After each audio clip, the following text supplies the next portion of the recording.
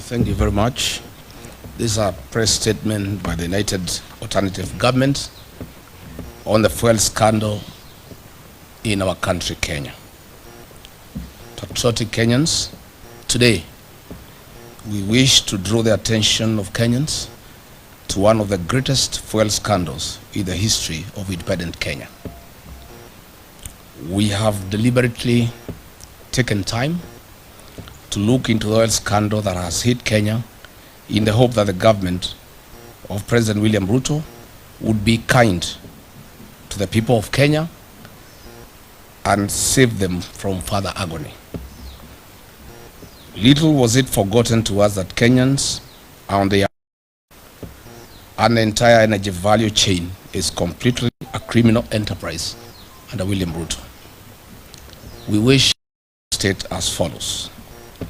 On Thursday, the 2nd of April 2026, Kenyans were treated to dramatic arrests of former PA State Department of Petroleum, Mr. Mohamed Liban, Mr. Daniel Kipto, former DG EPRA, and Mr. Joe Sang, former MD, Kenya Pipeline Corporation. On 4th April 2026, a public statement made by William Ruto meant to hoodwink and fool the people of Kenya. He argued that oil cartels had been crushed to a halt. Further, he strongly stated as follows: that the international oil companies, IOCs, had not declared their inability to perform their obligations under contract. Yet we know that there was official communication requesting a contract review and price adjustment following the Middle East crisis. That the trio had resigned, yet they were forced to resign during the Easter weekend while still under police custody. That the three accused persons would be charged in a court of law for various offenses.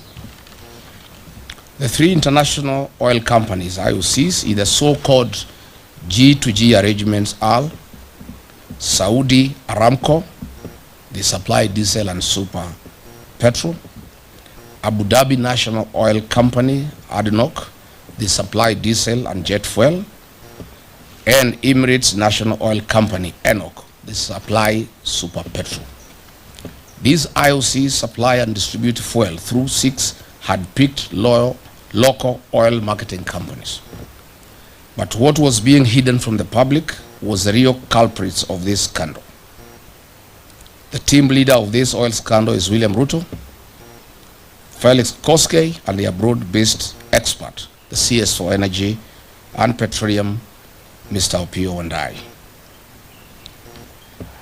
And a local company, which is a nominee of the international oil companies, IOCs, awarded under the so-called G2G framework. While the crisis in the Middle East brought about the conflict of the USA and Iran, William Ruto saw a big business opportunity to fleece Kenyans, as he has always done. Kenyans will recall the Brazil maize scandal of 2009 when William Ruto was the Minister for Agriculture, and he was fired by the then Prime Minister, the late Right Honorable Raila Odinga. Truly, you can't change the character of a man. In the so-called G2G arrangement, Gulf Energy, William Ruto's proxy, via a letter dated 21st March 2026, addressed with then PA State Department of Petroleum, Mr. Liban Mohamed, confirmed their inability to supply fuel and triggered a delivery default. Note that Gulf Energy supplies 4 out of 6, or 67% of the monthly fuel cargoes, leaving the other 5 oil marketing companies to supply the balance of 20%, or 2 cargoes imported under the so-called G2G framework.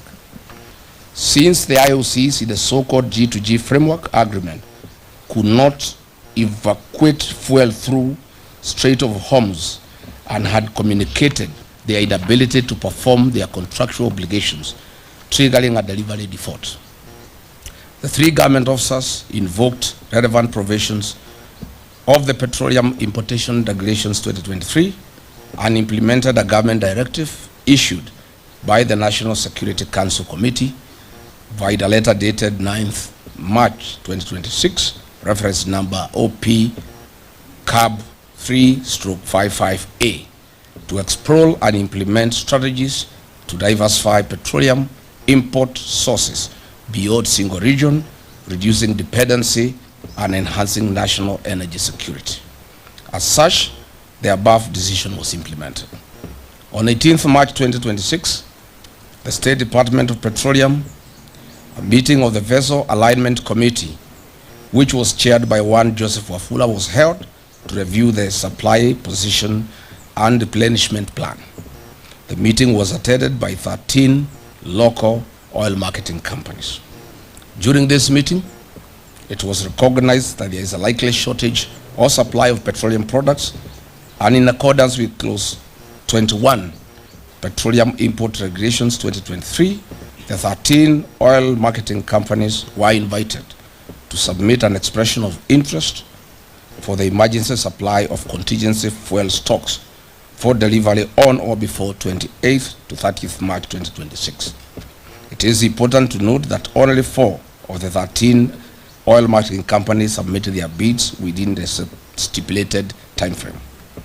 The awards for the supply of emergency contingency stocks was duly awarded to the 2 lowest technically compliant oil marketing board bidders, with the condition that the supply required a quality waiver from Kenya National Bureau of Standards, KEBS. Note, this was also in line with Clause 8.1 Petroleum Import Regulations 2023, an international best practice as seen in other countries who had relaxed fuel specifications following the effects of the Middle East crisis. Subsequently, via the letter dated 28th March 2026, reference MITI/CS/Volume 1/Waiver Number 3, signed by Honorable Lee Kenyanjui, CS Minister of Investment, Trade and Industry, addressed to the Honorable P.O. Wandai, granted waiver for oxygenates, manganese, sulfur, and benzene parameters in the KSES 158/2025. The following companies were awarded, who are the 2 lowest bidders: 1 Petroleum and Oryx. These were contingency cargoes with delivery dates on or before 30th March 2026. Their supply position was to provide fuel cover for 2 weeks, thus ensuring product availability during the Easter holidays. But where is the mischief of the oil cartels? William Ruto was well appraised of all these processes and procedures.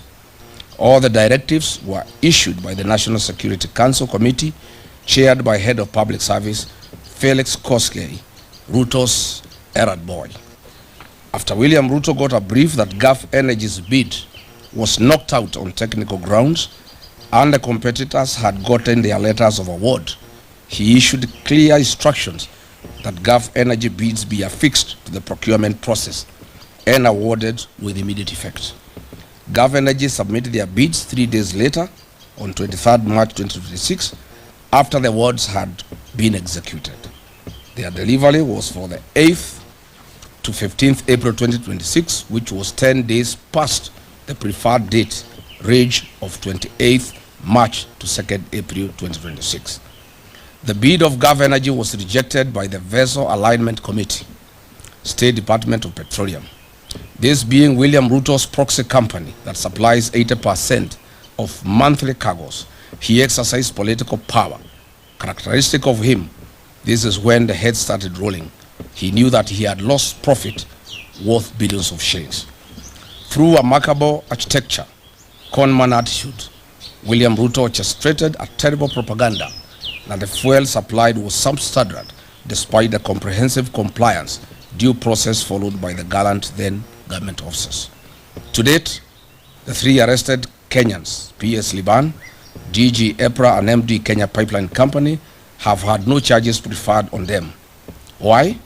They had no case to answer as they followed and applied the law strictly. The real culprits in this scandal are William Ruto and his broad-based expert, the Honorable Opiyo Wandayi. Concurrently and maliciously, on the night of 5th and 6th April 2026, as this drama was being executed, William Ruto dispatched a high-power delegation led by CS Wandayi, Acting CEO EPRA Engineer Joseph Okech, and other senior government officials together with Gulf Energy to renegotiate new pricing with the international oil companies whose nominated agent is Gulf Energy, a proxy of William Ruto.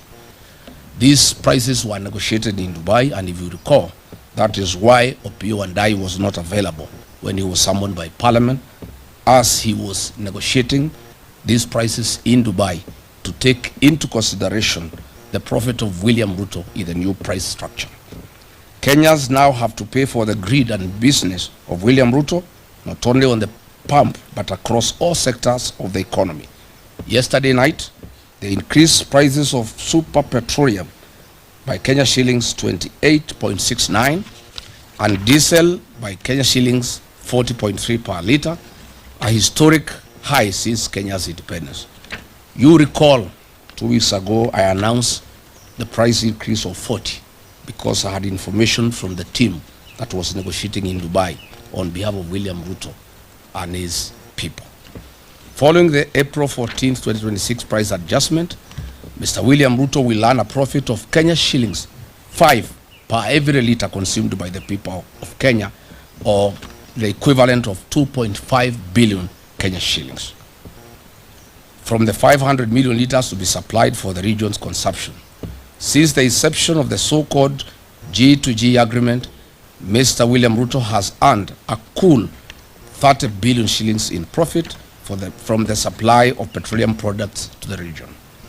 During the COVID pandemic period and the onset of the Ukraine-Russian war, the then government of the day took measures to cushion the welfare of its citizens, whereas today the William Ruto regime has taken advantage of the Middle East crisis to load their profit on the local palm price to the detriment of Kenya's citizens. We have one question to ask William Ruto. The emergency contingency stocks were procured in accordance with the Petroleum Act 2019. They were done in accordance with the Petroleum Import Regulations 2023, the Open Tender Agreement Terms and Conditions 2023, and the Kenya Bureau of Standards waiver, and the Kenya National Security Council Committee resolutions issued on 9th March 2026. What crime have these three officers committed? Therefore, then, we demand as follows. Mr. William Ruto, leave being on top of the vehicles, as you have always done to lecture the people of Kenya. You must now make hard decisions for the future. Mr. William, this is the time Kenyans are demanding that you immediately stop living your dream and utopia and face reality and put Wanjiku first. Mr. William Ruto, you must immediately direct the Speaker of the National Assembly, your sycophant, to convene a special sitting of Parliament within 7 days to address the following urgent issues, failure to which the united government shall call for national mass action. 1, to cancel the so-called government-to-government petroleum framework, as it involves hard-picked oil marketing companies that represent the William Ruto interests. In any case, the commercial frameworks between William Ruto and private international companies. We want to explain that this is not government to government. This is government companies in the Middle East. In normal circumstances, if it was government to government, these Middle East companies would be working either with the NOC or with the Kenya Pipeline Company, not private companies owned by William Ruto. So there is nothing like government to government deal. It is government to William Ruto proxies and companies. We unequivocally demand for the immediate resignation for energy and petroleum, Mr. Opiyo Wandayi, for the fuel scandal and lying under the oath to the National Assembly Committee. We also demand the resignation of Lee Kinyanjui for being complicit and being part of this scandal. We want to ask to suspend the implementation of the National Infrastructure Fund and use the proceeds collected from the sale of equity in Safaricom PLC and Kenya Pipeline Corporation to cushion wananchi from the adverse socio-economic effects of the April 2026 historic fuel price adjustment. On taxation relief to Kenyans, we demand the suspension of the road maintenance levy that was increased from 18 shillings to 25 shillings per every litre of fuel. We also demand the suspension of the affordable housing levy. We also demand the suspension of unwarranted NSSF deductions that are punitive and are used to finance President William Ruto's single-sourced infrastructure projects. We also demand that Parliament remove VAT on fuel products. We are saying on behalf of the people of Kenya that that is a reducible minimum. And if there is no action taken on the part of William Ruto, we shall announce further measures to the people of Kenya to force William Ruto and the National Assembly to act in the best interest of the people of Kenya. Thank you. Oh, there we go. Tomorrow, I will be in the High Court at Milimani.